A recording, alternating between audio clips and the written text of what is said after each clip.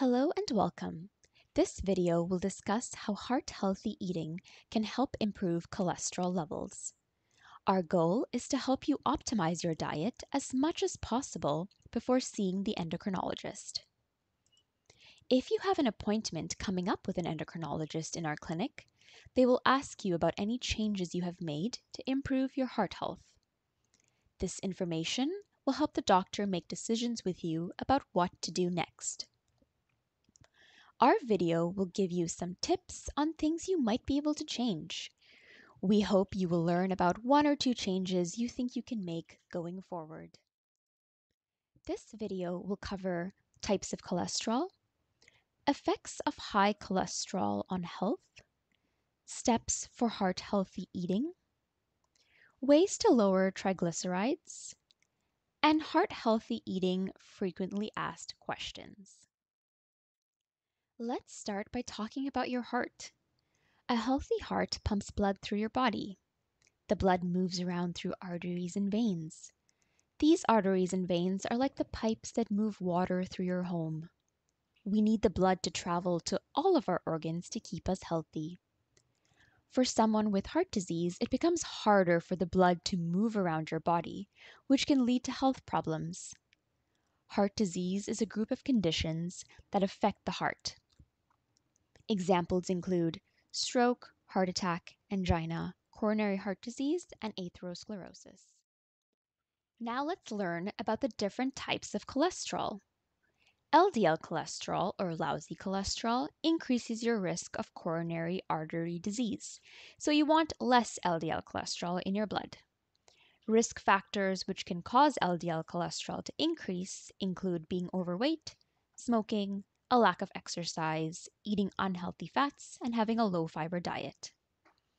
HDL cholesterol is your healthy cholesterol. We want more of this in the blood.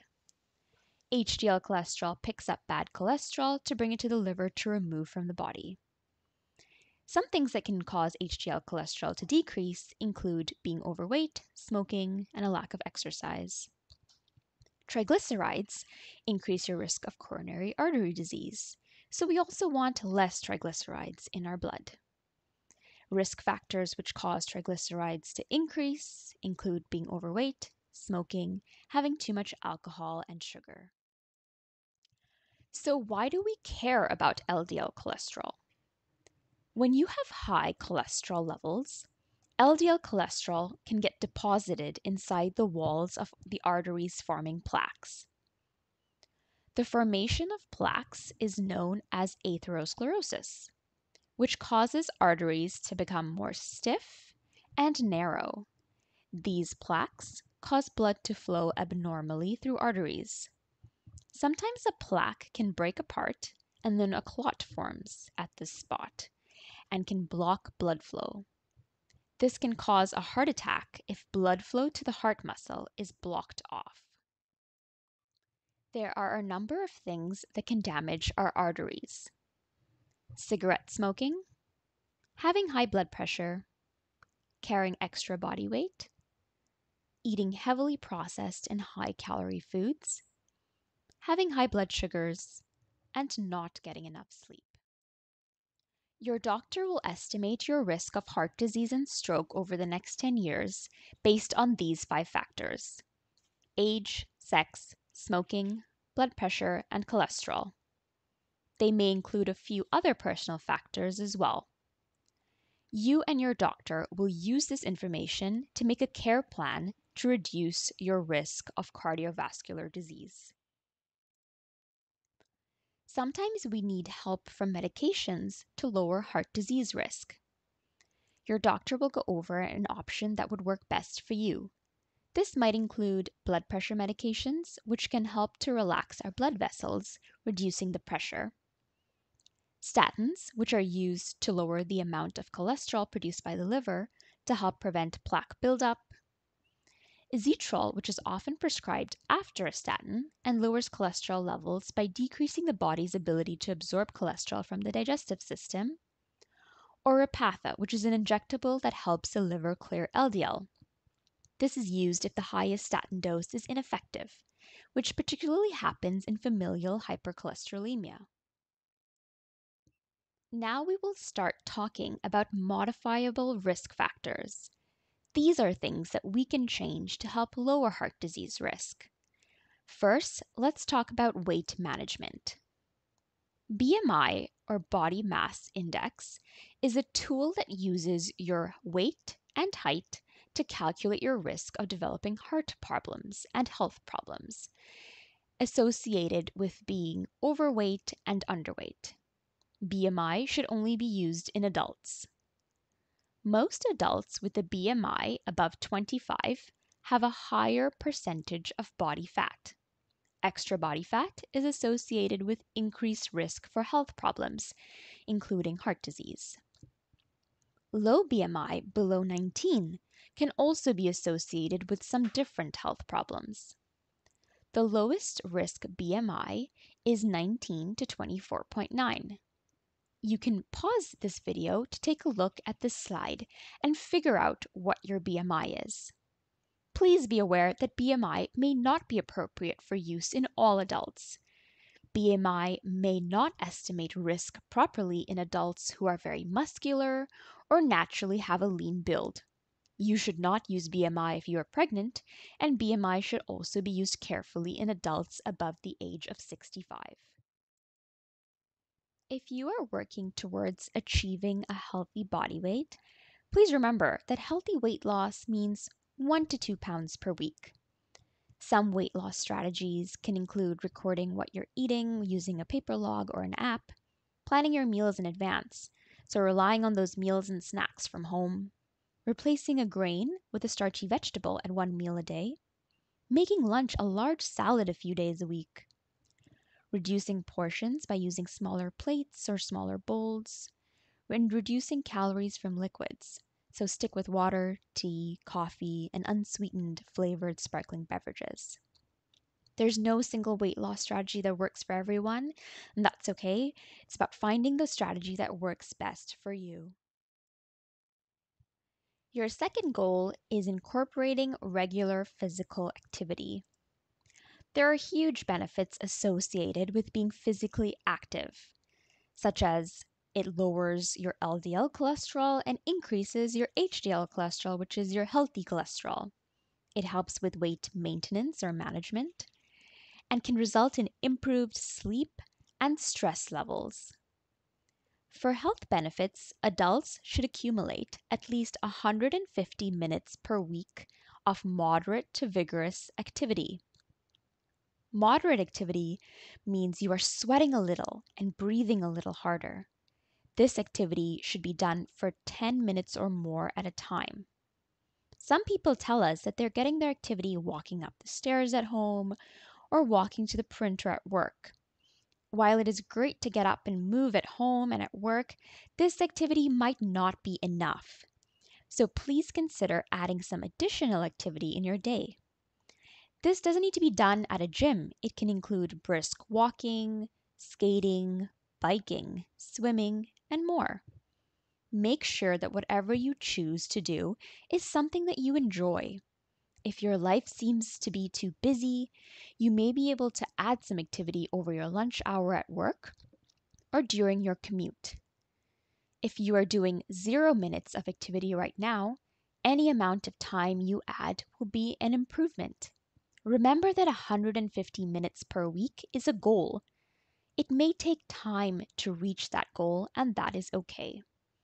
Finally, please make sure that whatever type of activity you choose is safe for you. If you have been told by a healthcare provider to avoid certain types of activity, please follow those instructions. Finally, let's talk about heart-healthy eating.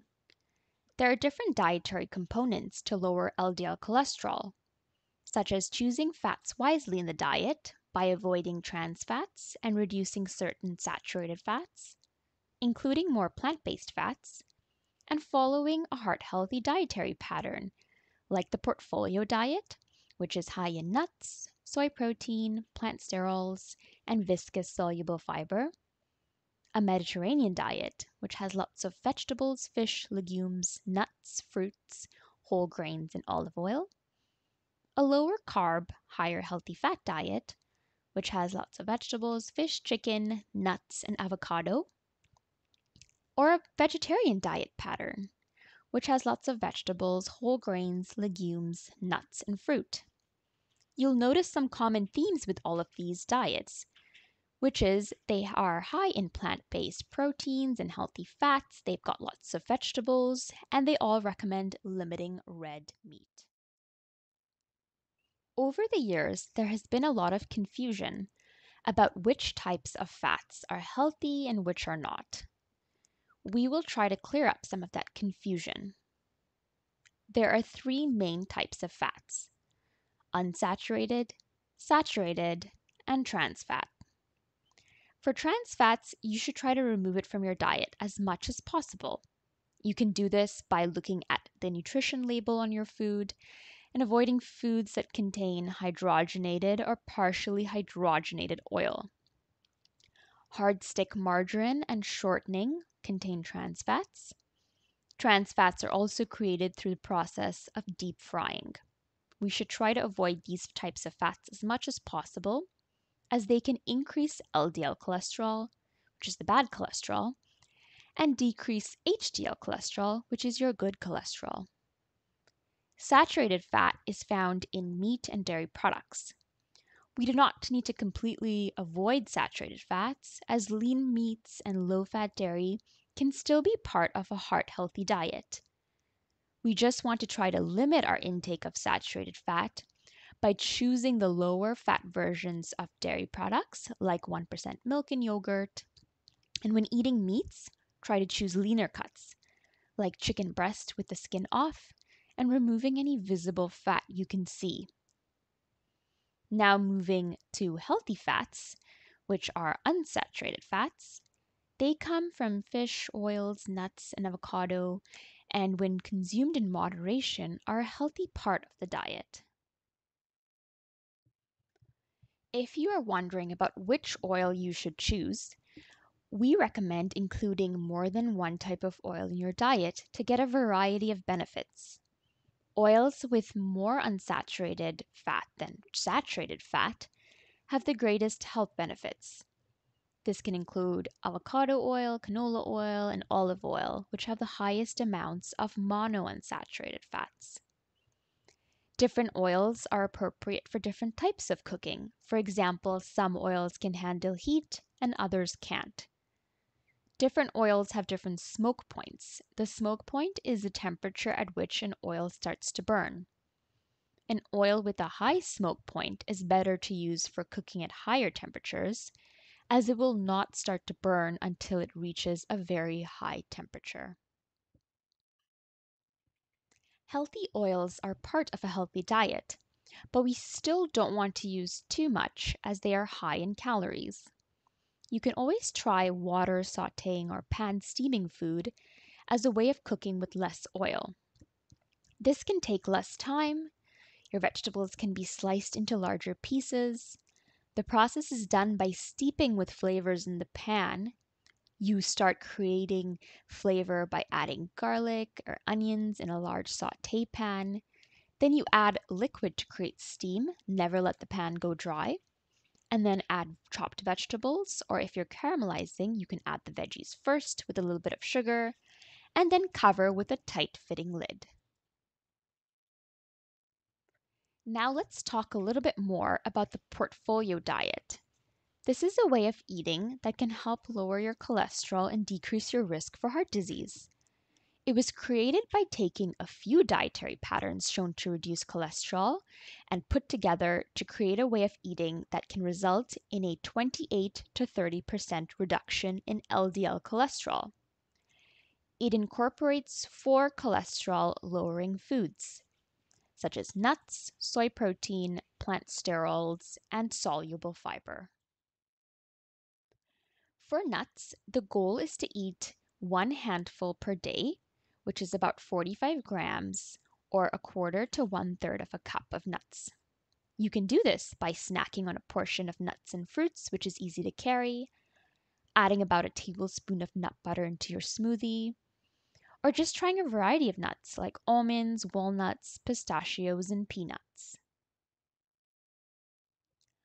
For soy protein, the goal is to eat 50 grams per day. We recommend starting with 25 grams per day if soy protein or plant-based protein isn't usually included in your diet. You can do this by including soy milk, tofu, roasted soy nuts, having one meatless meal per day, trying new tofu recipes like stir fries and cold salads, or even edamame as a snack. Please look at this table and pause the video to learn about sources of soy protein, their serving size, and how much soy protein is in each serving. Now let's talk about viscous or sticky fiber or soluble fiber. The goal is to have 20 grams of soluble fiber per day. You can do this by having oatmeal for breakfast, choosing whole grain or whole wheat breads and wraps, adding barley or quinoa to soups, adding black beans to chili, tacos, or fajitas, mashing kidney beans with salsa for a quesadilla filling, having vegetable plus hummus, trying a recipe for bean-based meatballs or burgers, or adding lentils to salads, soups, instead of a starch at meals.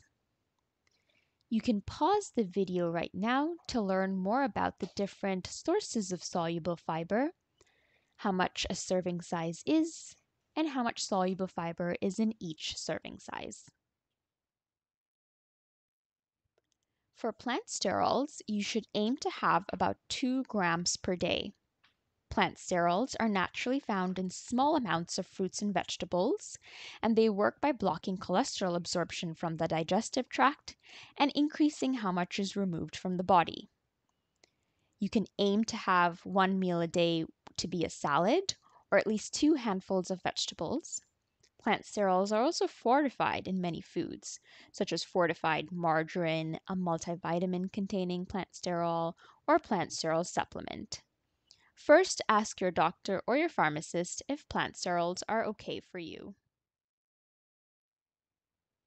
To summarize shifting to a portfolio diet, aim to have soy milk instead of cow's milk, have oatmeal for breakfast, replace meat with legumes, tofu, tempeh, or other soy proteins, have nuts as a snack or add them to yogurt and salads, use nut butter instead of regular butter or cream cheese, have hummus as a snack with chopped vegetables, add 1/3 of a cup of all bran buds to your regular cereal, or add it to yogurt, have salad with lots of chopped vegetables at lunch and dinner, choose fruit for snack, and add oat bran to yogurt or smoothies. Next, we will talk about lowering triglycerides. If you have been told that you have high triglycerides, please make sure that you pay close attention to this part of the video. If you do not have high triglycerides, the recommendations provided in this section are still relevant as they are still healthy eating suggestions. To lower triglycerides, you want to manage your blood sugars if you have diabetes, so aiming for an A1C of less than 7%. Aim to avoid alcohol, to lose 5 to 10% of your body weight if you are overweight or obese. You should aim to include a serving of nuts every day, add in foods that are high in omega-3 fats, cut down on simple carbohydrates like drinks, sweet treats, chocolate, muffins, candy, and desserts, and consider reducing the carbohydrates in your diet. When it comes to sugar sources, not all sugar is the same. There's added sugar versus naturally occurring sugar. Naturally occurring sugar comes from whole fruits, vegetables, whole grains, and dairy. We are not as worried about this type of sugar, although we should still consume these foods in moderation. For added sugar, we should limit this to a maximum of 10 teaspoons per day, based on a 2,000 calorie diet. Common sources of added sugars to avoid is sugar in any form, such as white sugar, brown sugar, honey, icing sugar, or syrups. Fruit juice, which is high in sugar even if freshly squeezed. Regular pop, candy, baked or fried desserts, chocolates, cookies, donuts, muffins, and cakes, and certain sauces and condiments, such as barbecue sauce or ketchup. By paying attention to the sugar in prepackaged foods, eating less sweets, drinking water instead of juice or other sugary drinks, and putting less sugar in our tea and coffee, we can lower our overall sugar intake. To increase the amount of omega-3 unsaturated fats in the diet, try to include fatty fish twice a week from salmon, mackerel, rainbow trout, sardines, herring, and char. Canned salmon and canned tuna are affordable and convenient options. Plant-based sources of omega-3s include canola or soybean oil, ground flax seeds or flaxseed oil, walnuts, and tofu. There are also omega-3 fortified eggs and milk that's available to help increase your omega-3 intake. To summarize, being at a healthy weight is important for our heart health. LDL lowering foods include nuts, plant-based proteins, soluble fiber, and plant sterols. Exercise still counts even if it is in 10-minute blocks, and accepting help from medications is okay. Before we leave you today, we have 2 frequently asked questions for heart healthy eating. The first is, can I eat eggs?